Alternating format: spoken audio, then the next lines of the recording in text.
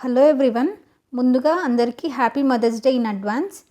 ఈరోజు నేను women and children health కోసం ఒక మంచి రెసిపీని తీసుకొచ్చాను. అదేంటో కాదండి, రాగి లడ్డు. ప్రాసెస్ కోసం ఒక కప్పు బెల్లం, ఒక చిన్న గ్లాస్ వాటర్ పోసుకొని బెల్లాన్ని కరిగించుకొని ఒక 5 నిమిషాలు మరిగించుకొని పక్కకు చల్లార్చుకోవాలి.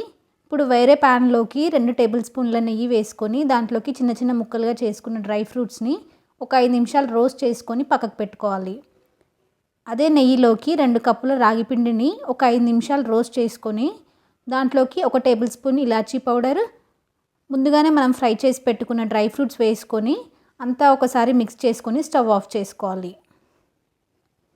ఇప్పుడు అది చల్లారాక మనం ముందుగానే చల్లార్చుకున్న బెల్లం నీళ్ళను కొద్ది కొద్దిగా యాడ్ చేసుకుంటూ చిన్న చిన్న లడ్డూలాగా ప్రిపేర్ చేసుకోవాలి. ఇలా వీడియోలో చూపిస్తున్నట్టుగా చిన్న చిన్న లడ్డూలాగా ప్రిపేర్ చేసుకొని ఒక ప్లేట్లోకి సర్వ్ చేసుకోండి. చాలా ఈజీ ప్రాసెస్. మీరు కూడా ట్రై చేసి ఎలా వచ్చిందో కామెంట్ చేయండి.